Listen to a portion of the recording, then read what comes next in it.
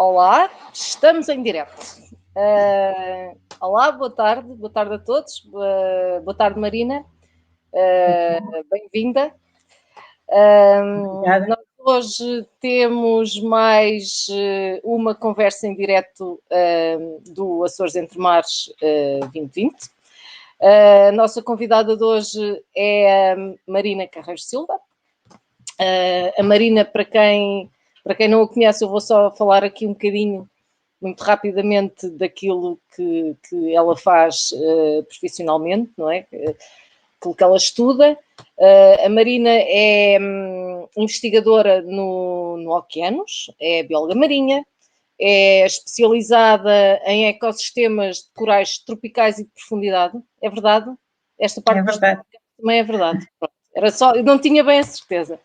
Tropicais na minha vida passada. Okay. Atualmente, então, a Marina dedica-se principalmente ao estudo da ecologia de corais de águas frias, incluindo a taxonomia, biodiversidade e biogeografia, e também ao estudo dos impactos das alterações climáticas e das expressões antropogénicas na fisiologia e funcionamento destes animais. Integrou e integra vários projetos de investigação científica, nacionais e internacionais, dedicados à ecologia, conservação e gestão de ecossistemas do mar profundo. Posto isto, agora que já sabemos quase tudo sobre a Marina, passamos à nossa conversa. Nós hoje temos uma pergunta para dar resposta, que foi, convidámos a Marina foi convidada para responder,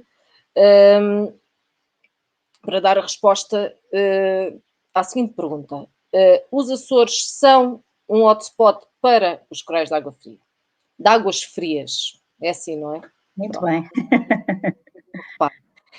Se calhar antes de dares resposta a esta pergunta, se calhar recuávamos um bocadinho, Marina, e tu falavas-nos um bocadinho do que são os corais, o que é que são os corais de água fria, de águas frias, mais especificamente. Pode ser? Pode. Acho que devemos começar mesmo por aí. Eu não sei se toda a gente sabe o que são corais. São os animais do filo cnidária. Pronto, isto é um pouco termo técnico, mas para ser simples, são primos das anémonas e das águas vivas. Os corais, nós temos familiaridade com os corais em termos de os corais que existem nos trópicos, não é? Naquelas águas rasas e límpidas e aquelas cores todas luxuriantes. Mas não sabemos, muita gente não sabe que nas águas fundas e profundas, e aqui especialmente aqui na região dos Açores, existem os chamados corais de águas frias. Estes corais, os corais são animais coloniais na sua maioria, que são constituídos por vários módulos que chamam pólipos, vocês estão a ver na imagem, os pólipos de uma colónia de coral que nós filmamos nos aquários, e vêm os pólipos estendidos, que são como se fosse um saco com os tentáculos e tem uma cavidade bucal no centro. E é assim que eles se alimentam. E estes corais de águas frias têm uma diferença grande dos corais tropicais, porque eles conseguem alimentar-se de partículas da coluna d'água, não são dependentes da luz do sol, como os corais tropicais, que precisam de umas algas que vivem nos seus tecidos, e são essas algas que lhes dão os alimentos, por isso é que estão muito restritos a essas águas rasas. E então, portanto, os corais de águas frias, como se alimentam da coluna d'água, podem existir em todos os oceanos, têm uma ampla distribuição e existem, em geral, em zonas, por exemplo, montes submarinos e plataformas continentais, zonas onde as correntes são aceleradas e eles conseguem capturar bem os alimentos da coluna d'água, partículas de plâncton, por exemplo. E outra curiosidade destes animais é que eles crescem muito lentamente, menos de 1 milímetro por ano, muitas espécies, e podem viver muitos anos. E como é que nós sabemos isso? Os corais crescem, muitos deles crescem depositando anéis circulares no seu esqueleto, à semelhança das árvores. E então os cientistas usam uma técnica radiométrica que se chama com o carbono 14, não sei se já ouviram falar, que consegue determinar a idade de cada um desses anéis, e assim conseguimos saber há quantos anos é que os corais vivem, e as árvores também neste caso. E sabemos que, por exemplo, aqui nos Açores temos corais que vivem, aqui está o coral negro, diz 4.000 anos, mas não foi, os 4.000 anos foi do Havaí, mas aqui nos Açores já datámos um coral que tinha 2.300 anos, portanto é do tempo das pirâmides do Egito, em comparação com uma oliveira que também vive muitos anos, vive 3.300 anos, portanto são, neste caso um animal e uma planta que vivem durante muito tempo. E como é que nós sabemos qual é a diversidade, não é? Quantas espécies é que existem? Posso falar um bocadinho sobre isso? Sim, sim. Era a minha pergunta a seguir. Eu agora baralhei-me um bocadinho com esta coisa dos ecrãs, mas realmente era isso, no fundo. Quantas espécies existem? Como é que elas são estudadas? Como é que começou? Quem foi o primeiro a estudar isto? Se calhar seria um bom assunto de conversa, Marina. Boa.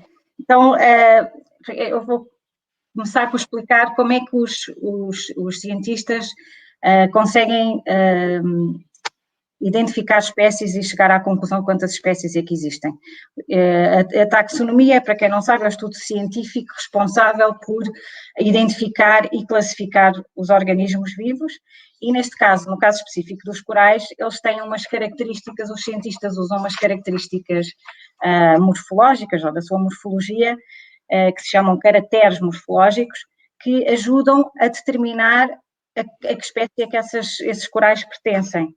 Portanto, eles podem utilizar, por exemplo, a morfologia do coral, portanto, a estrutura, a forma do coral, em termos de ramificação, não é? Como viram naquela fotografia do coral negro, pode ter uma estrutura muito arborescente, em forma de quase de árvore.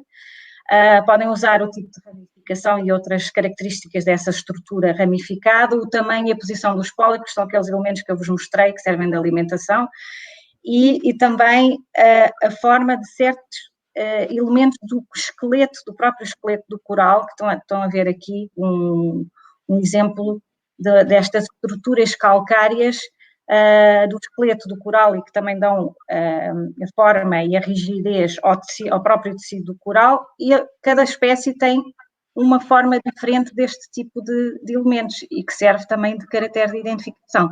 Agora, hoje em dia, claro que também os cientistas para corais têm uma forma muito semelhante, também usam as técnicas do ADN, não é? Usam ADN para tentar distinguir espécies que podem ser muito próximas em termos de forma. Mas o conhecimento sobre estes corais não começou agora, não é? Já é uma coisa que nos Açores já data de há muito tempo. E eu não sei se o público sabe disto, mas as primeiras espécies de corais, o conhecimento sobre a existência de corais nos Açores começou em 1870, durante as primeiras campanhas oceanográficas internacionais, que recolheram amostras da fauna de profundidade e recolheram também corais que foram identificados depois. Uma das campanhas oceanográficas mais importantes nos Açores são as campanhas oceanográficas do Príncipe Alberto do Mónaco, que realizou cerca de 13 campanhas aqui nos Açores e recolheu muito material e segundo os estudos que várias investigadoras do nosso grupo fizeram, investigadores e investigadoras, são cerca de 103 só reconhecidas durante essa altura. E uma curiosidade é que o Filipe Porteiro, o nosso senhor drama neste momento, foi um dos impulsionadores do início desta recolha de informação que depois foi continuada pela Andréa Henriques, que trabalhou connosco até 2014 e que fez o seu doutoramento sobre exatamente classificar, identificar corais e classificar a biodiversidade, quantas espécies é que são conhecidas nos Açores, e mais recentemente foi continuado também pela Iris Sampaio,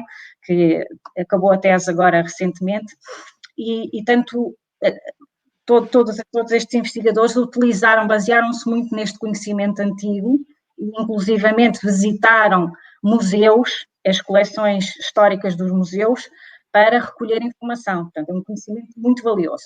Claro que, mais recentemente, o avanço tecnológico permitiu conhecer os corais, não só através das amostras que são recolhidas do fundo, não é? Através de artes muito parecidas com as da pesca, mas também a tecnologia permitiu-nos ver o fundo do mar. Isso foi um impulso enorme para o nosso conhecimento, também para os Açores, o conhecimento dos corais nos Açores.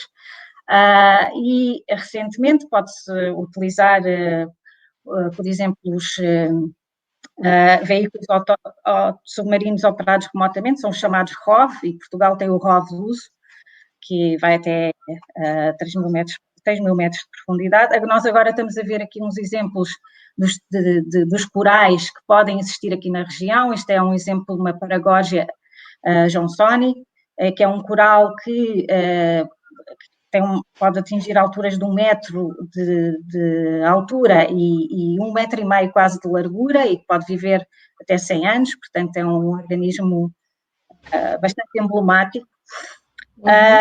E pronto, eu estava a falar sobre a maneira de recolher esta informação. Podemos usar os chamados ROVs, ou, e isto também é uma curiosidade, e acho que é interessante saber, que os nossos colegas investigadores aqui do nosso grupo dos Açores, nomeadamente o Telmo Morato e o Carlos Carrió Domingues, têm desenvolvido um sistema de câmara rebocada, muito simples, muito leve, mas que permite recolher imagem deste tipo de comunidades neste momento, até 700 metros, mas estão a tentar avançar a tecnologia para conseguir chegar mais fundo. E isso dá-nos uma grande liberdade de investigação, porque enquanto um ROV precisa de um navio oceanográfico muito grande para ser operado, este sistema de câmaras refocadas pode ser operado até mesmo num barco de pesca, e não tem aquele condicionamento de ter um piloto especializado para operar. É muito simples e muito mais barato, e também pode ser aplicado, por exemplo, a países de terceiro mundo, que agora podem ter uma janela aberta para conhecer melhor os seus fundos marinhos. Sim, diz-me uma coisa, e agora, para também curiosidade minha, não é? Estas imagens que nós vimos e as próximas são recolhidas por ROVs, certo? Não, estas são recolhidas exatamente por este sistema que eu estou a falar da câmara rebocada. Portanto, como podem ver, é um sistema bastante eficiente, a qualidade da imagem é bastante boa, e através destas imagens podemos complementar o nosso conhecimento baseado nas amostras que recolhemos e caracterizar não só as espécies, mas também o tipo de habitat que eles formam. Serão muito abundantes, serão pouco abundantes, como é que se organizam no espaço, quais são as espécies que estão juntas. Vimos há pouco aquelas colónias amarelas, são a Dentomoriceia, um coral que se chama Dentomoriceia meteor, que é um coral muito comum aqui nos Açores, e que se pensa que estará restrito ao arquipélago Great Meteor e aqui aos Açores, se bem que existem outras, talvez existam também nas Ilhas Canárias. Nós agora estamos a estudar exatamente a distribuição das espécies também, e também podem ver nas imagens que eu estudo particularmente os corais, mas podem ver esponjas, não sei se conseguem ver agora no centro da imagem, que também são muito grandes e que também podem ter um papel, ou que têm, nós sabemos que têm com certeza, apesar de ainda os conhecermos pouco, um papel muito importante como comunidades estruturantes. Portanto, aqui o que também interessa explicar é que no fundo do mar nós temos grandes zonas de areia sem nada e depois em certas zonas, como por exemplo estruturas geomorfológicas, como os montes submarinos, em que as correntes são aceleradas e que há maior concentração de alimento, temos estas comunidades de corais que servem no fundo de casa a muitas outras espécies, inclusivamente os peixes comerciais que nós comemos. E daí a sua grande importância ecológica, não é? Não só pela sua existência, mas pelo papel que eles desempenham para as outras espécies associadas. São a casa delas. Sim, estas imagens também mostram que realmente eles formam os chamados jardins, não é? Jardins de corais. Não sei se queres explicar porque é que são jardins e não são recifes, se calhar okay. era... Por acaso não temos nenhuma imagem de um recife, mas eu penso que toda a gente se recorda de um recife de coral pelo conhecimento dos corais tropicais, não é? Que já viram, por exemplo, no desenho animado no Nemo, que o peixe vive num recife de coral o recife é composto por corais que têm um esqueleto muito rígido, que formam umas estruturas assim muito compactas. Aqui nos Açores temos pouco desse tipo de habitat formado por corais e temos mais os chamados jardins de corais, que são compostos por estes outros tipos de coral, que são octocorais, portanto, têm esta estrutura ramificada. Também temos os corais negros que eu falei há pouco, e que formam estas comunidades assim, que parecem realmente um jardim, daí vem o nome, não é? Parece um conjunto de vários arbustos, apesar de serem animais, todos juntos, não é? Com uma grande densidade, que formam uma estrutura tridimensional, arborescente, que serve de casa a outros organismos. Aqui vê-se bem, aqui uma abrótia, acho eu, também.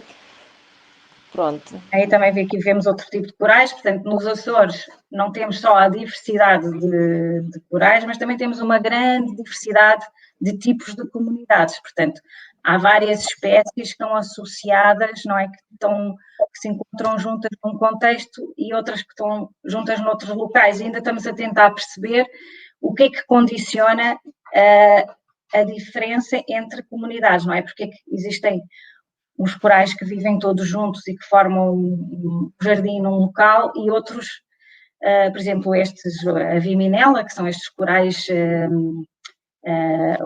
têm apenas um eixo, corais chicote, é um nome comum.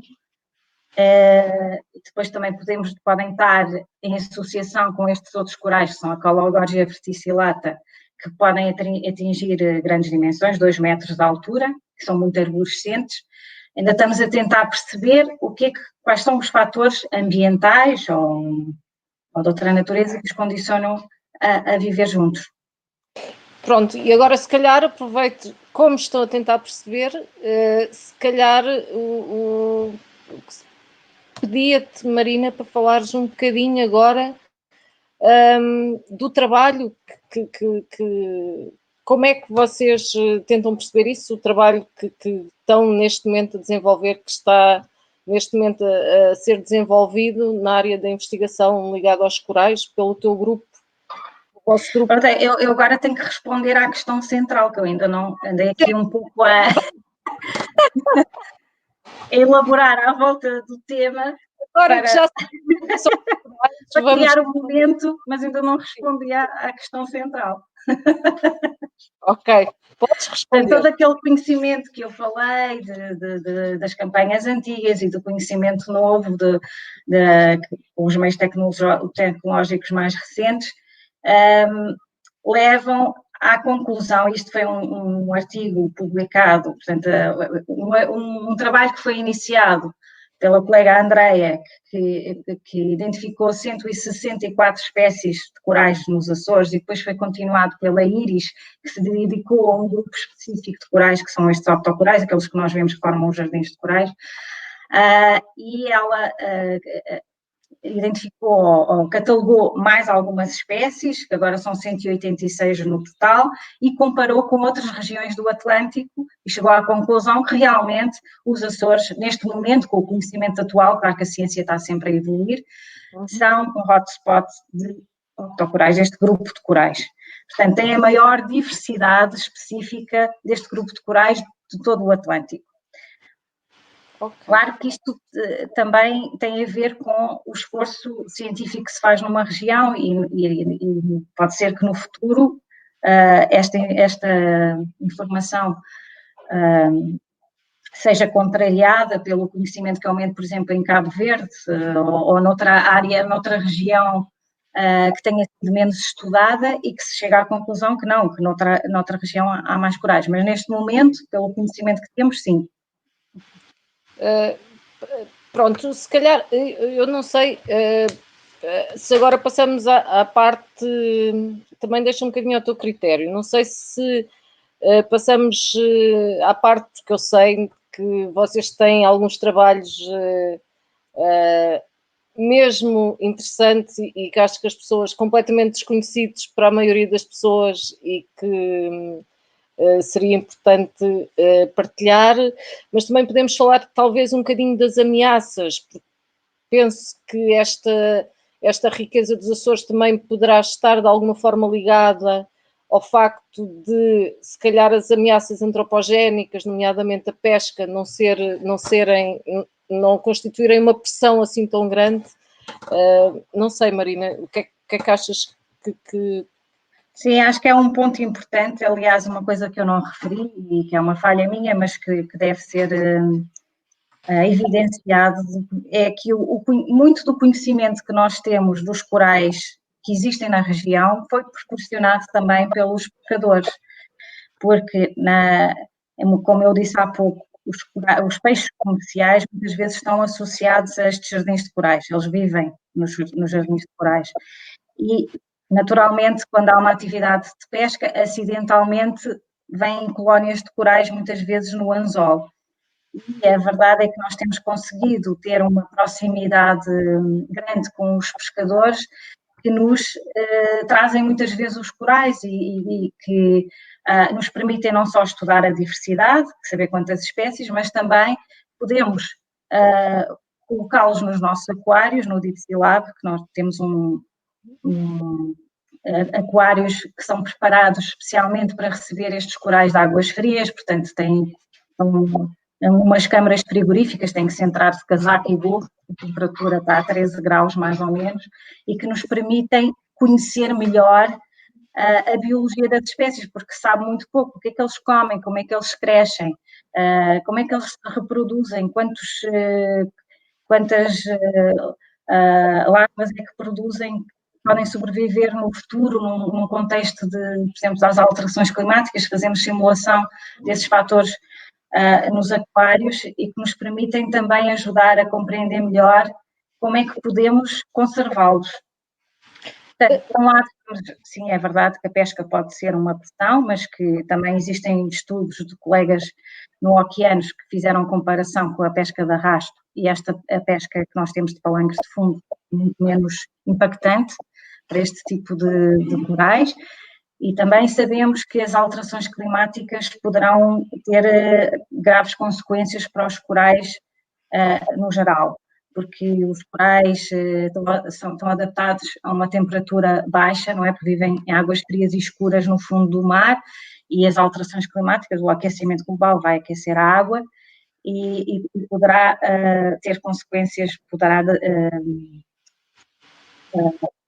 desacelerar o seu crescimento ou impedir que se reproduzam tão frequentemente ou que cresçam menos, mas também temos a acidificação dos oceanos, que eu penso que também já tem sido muito falada na comunicação social, que é o aumento da acidez da água, portanto, o que significa que os corais não conseguem construir os seus esqueletos tão bem, eu não vou entrar em grandes detalhes. Sim. Químicos, mas altera a propriedade da água do mar, o aumento da acidez, que faz com que os corais não consigam formar os seus esqueletos de forma tão ficam com uma espécie de osteoporose. Porque os esqueletos são calcários, não é? Os esqueletos são calcários, desculpa, sim, verdade. Mesmo as gorgónias, que têm estes pequenos elementos, também se sabe por experiências que poderão ser impactados.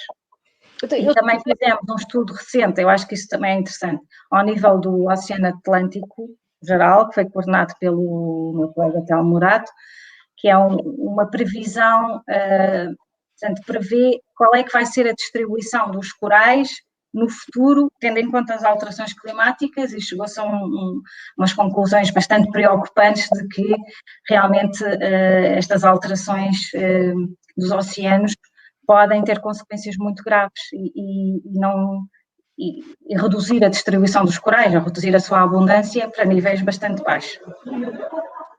Voltando um bocadinho atrás, Marina, tu estavas aqui a falar dos trabalhos que vocês, dos estudos que têm feito, nomeadamente no crescimento, na parte do crescimento.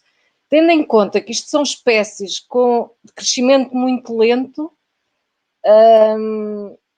queres-nos explicar um bocadinho como é que são estudos que levam muito tempo, têm umas técnicas especiais que vos permitem obter resultados mais rapidamente? Não sei se podíamos explorar um bocadinho essa parte.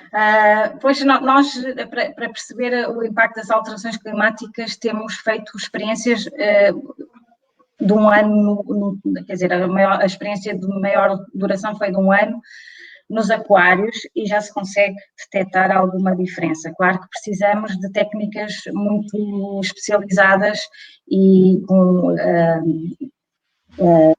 muitas vezes com micrografia, microcomputação tomográfica, que são uma espécie de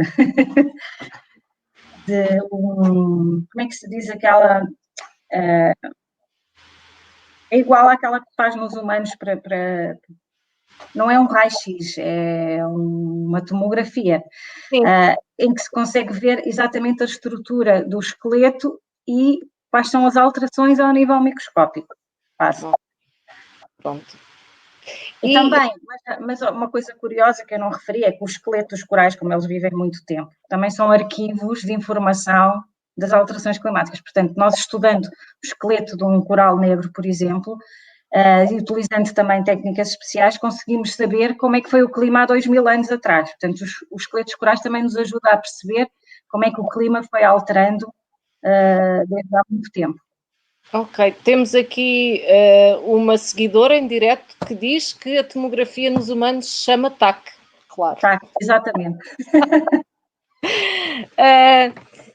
Agora, se calhar, e eu vou pôr aqui mais um filme que mostra um bocadinho isso.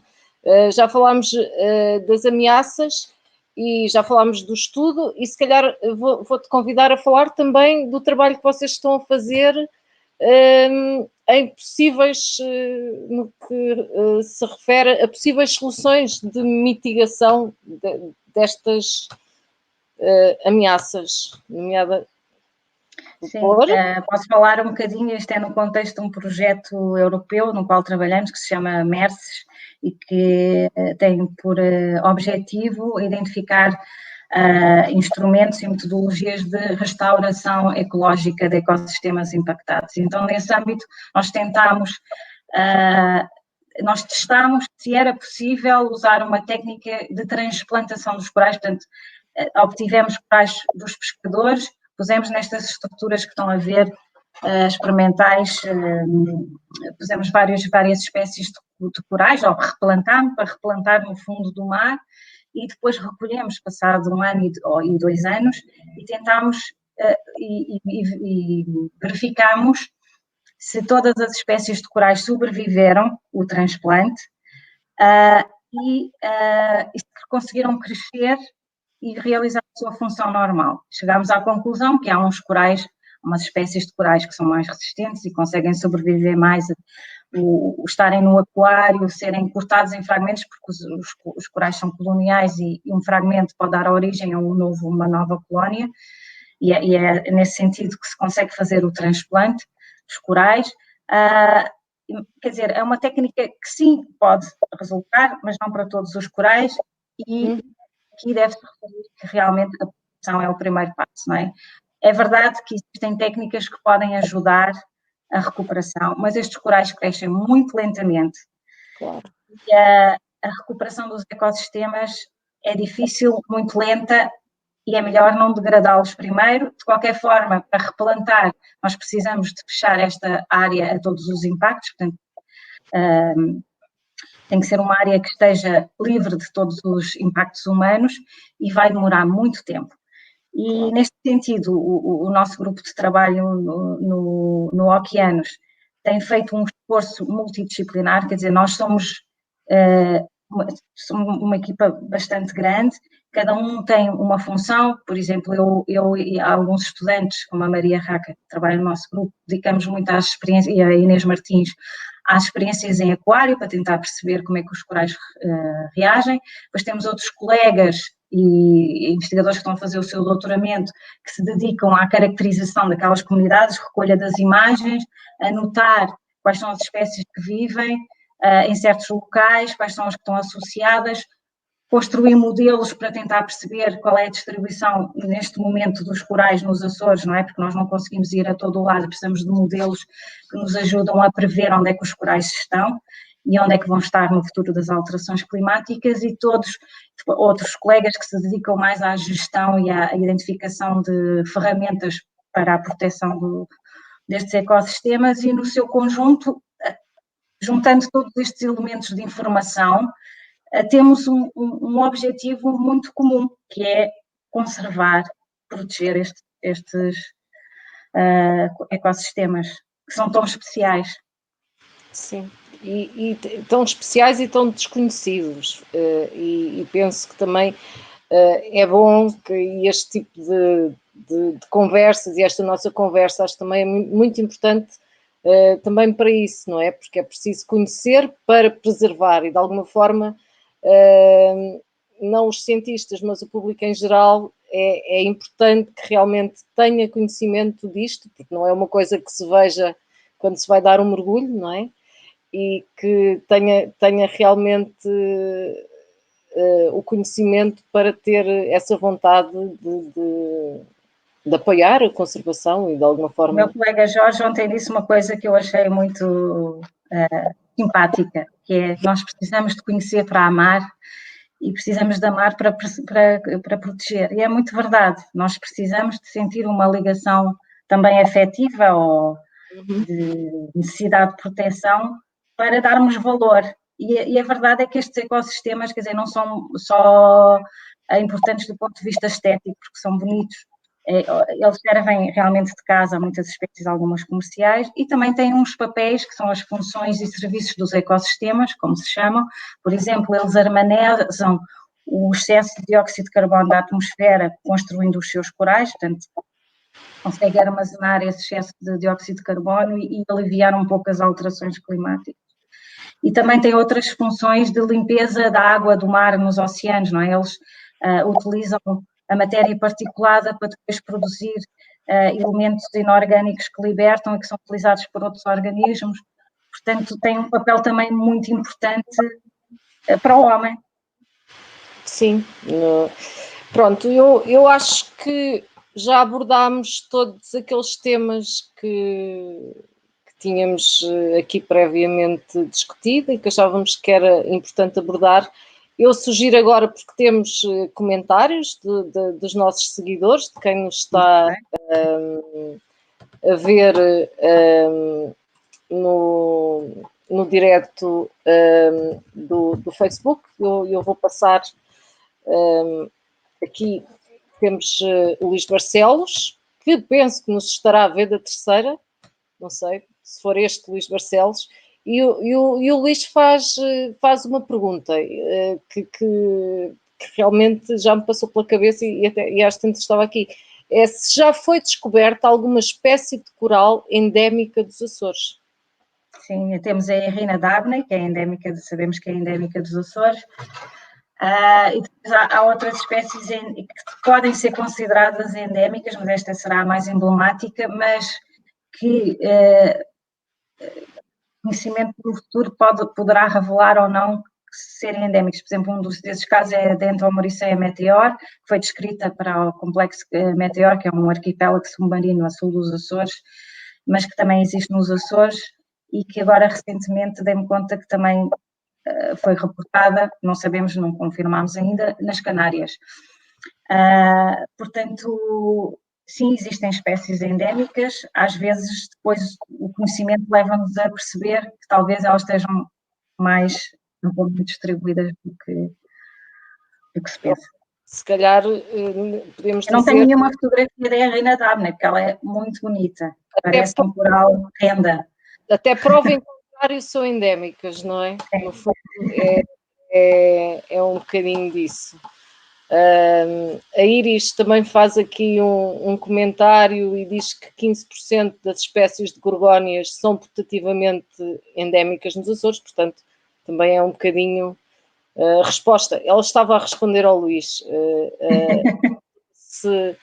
Ela que é a nossa taxonomista de serviço agora no grupo e ela fez o doutoramento exatamente na identificação e classificação dos corais, portanto ela sabe muito bem o que está a dizer.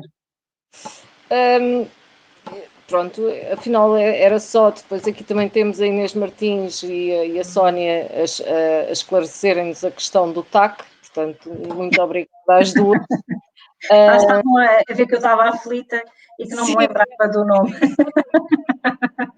Nem eu, porque realmente... Estava-me a ajudar. Um bocadinho.